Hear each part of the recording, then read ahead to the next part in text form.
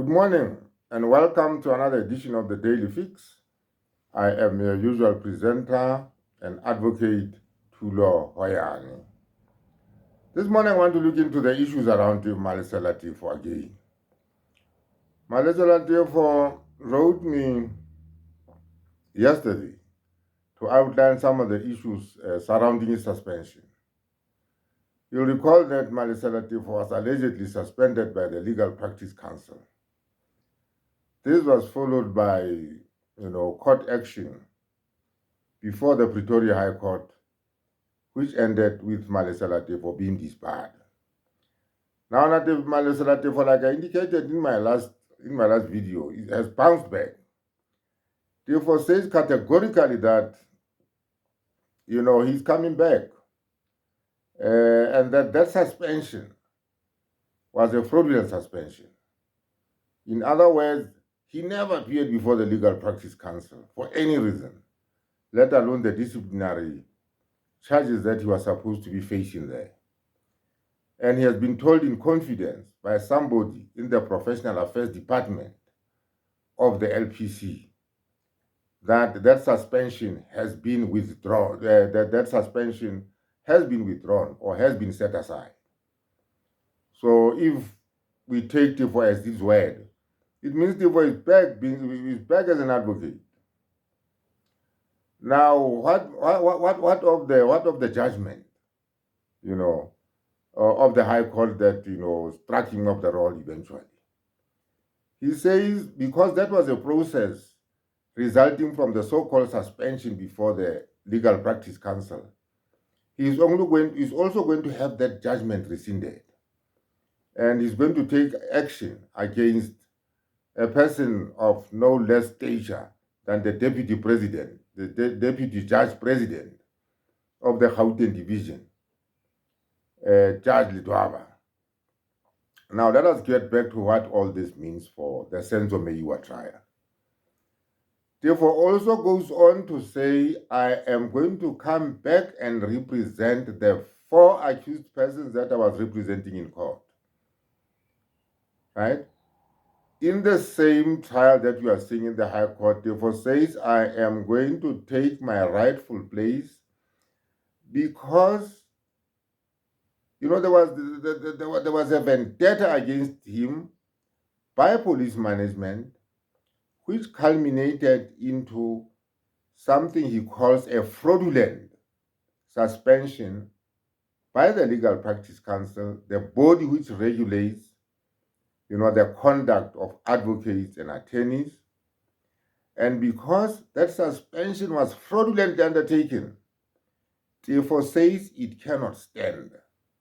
And it was done solely or for the sole reason to frustrate him professionally and to make sure that he's got nothing to do with the Meyiwa trial.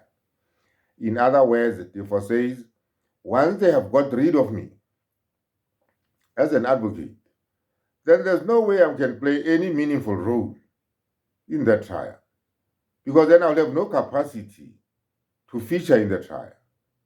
So the starting point for Teffo is that suspension. He has been informed by this informant, which he does not want to name, within the Legal Practice Council, that the suspension has been withdrawn. So the next step for him is to have that order of the Pretoria High Court, that disbarred him, set aside, or in legal parlance, rescinded. That is what Teffo says. Because it was motivated, he says, the suspension was motivated and driven by some white racists within the Legal Practice Council conniving with some other black people who had their own motives and intentions to get him out of the way. So there you have it. Teffo says he's coming back. You'll not just see him walk into that courtroom. He has undertaken a process, a legal process, and I commend him for this. He has undertaken a legal process in terms of which he's going to challenge that suspension